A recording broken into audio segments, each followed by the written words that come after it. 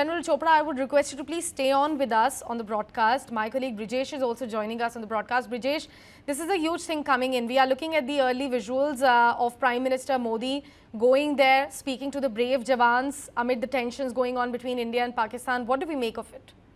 Well, I think it's a big statement as far as Prime Minister Narendra Modi is concerned.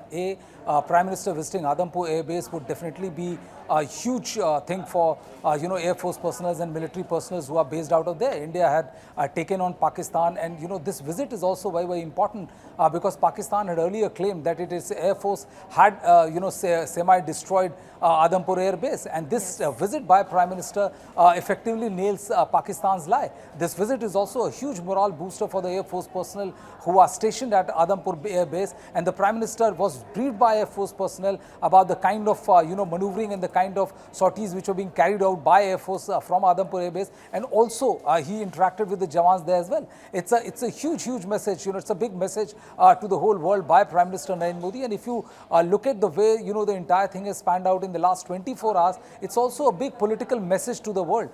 There were talks about it. The America has been claiming that how it had effectively engineered this ceasefire between Pakistan and India and America, Pakistan and India. But one thing is very clear that that the Indian side has been telling about how it was the Pakistan DGMO who first approached after their air bases were literally rendered useless by incessant bombing by Indian Air Force, and that is the reason why Pakistan's had no other choice but to approach India to seek a ceasefire, irrespective of the way the narration which is being built. Yesterday, J.D. Vance had also said that how trade was used as one of the key bargaining chip by the United States of America, a statement which was vehemently denied by External Affairs Minister S. Jaishankar, as well as without taking name of America, also by Prime Minister Narendra Modi. So this particular visit is also being seen as a big assertion as far as India is concerned. It not only boosts the morale of the forces, but it also debunks Pakistan's lies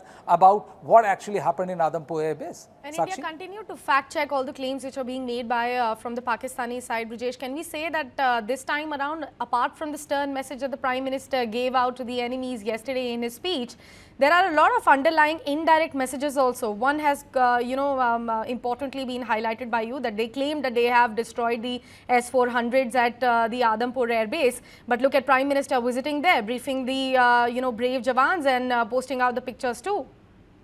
It's a big political statement which is being sent out by Prime Minister's visit to Adampur Air Base. The second thing is that, I think more than S-400s and others which effectively sealed the fate of Pakistan, I think, one of the key victory which India scored was also in the world of, in the sphere of cyber space, where, there were 15 lakh cyber attacks which were initiated by Pakistan, and very few, less than 150 cyber attacks were successful. So you can very well imagine the percentage of cyber attack which India made sure couldn't be successful. Not only this, there was a huge psyops which was put in place by Pakistan, making all kind of outlandish claim, and it was also effectively countered by Indian side at real-time basis, because in war, countering disinformation and all this information propaganda by the other side is as important as tackling them militarily, and that is something which was done by the Indian side. I think this visit to Adampur Air Base by Prime Minister Narendra Modi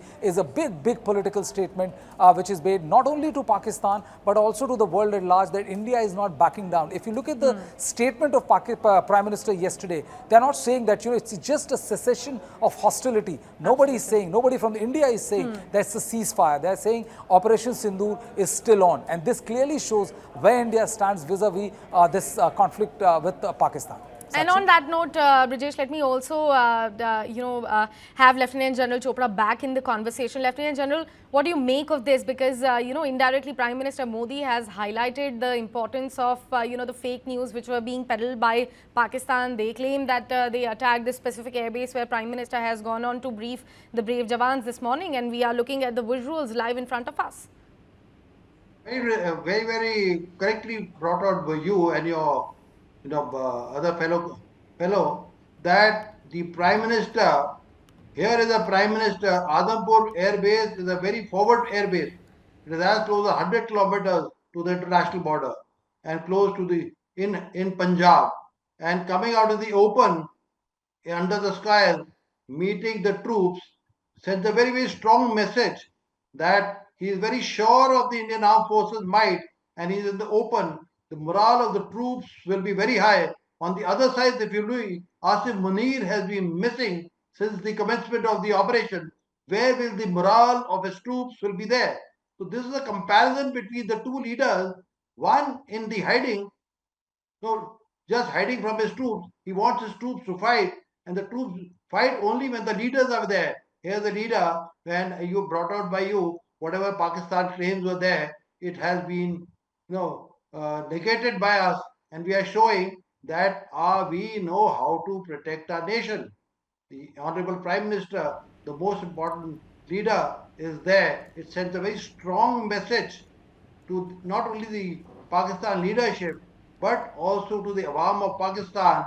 Look, where their Prime Minister is there and our Prime Minister, especially the Asim Munir, who calls the shot, is in hiding. It affects the soldiers' fight with the morale, as they say, and the morale of the Indian Armed Forces is sky high, and they're waiting for any opportunity which may come their way to neutralize the enemy. But as the nation progresses, we have to give a peace a chance. We are a peace-loving nation, but we are strong, like I brought out earlier also. Shastra se Shakti. That is what we have demonstrated. We are in a new era war, new age war, where you've seen we have carried out devastating, crippling effect on the 9 terrorist camps and 11 air bases which are very important without crossing the line of control and the international border using precision weapons and niche technology. This is shown as that India's arrival on the stage. We are the fourth biggest economic power and we are a very, very strong military power. And like I said, with the kind of strength we are showing, the muscle diplomacy, it needs that the armed forces, the instruments of power are very strong. That is, we have got a very good backing in the international affair, and we are, like they say, the strategic parlance, we are having strategic autonomy. We decide what to do, where to do, whether it be trade, whether it be terrorists, whether it be our neighbors. But being a peaceful nation, we have a very clear aim of Viksit Bharat. We'll keep moving towards that. If anybody wants to spoil our aim is very clear.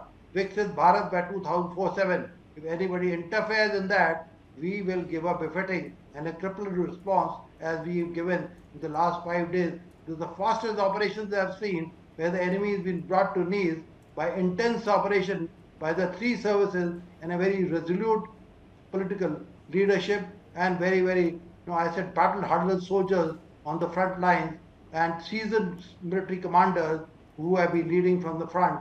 And it is a very disciplined army, not a rogue army like the Pakis, who were not a professional army. They were targeting the civilians, our religious places, to incite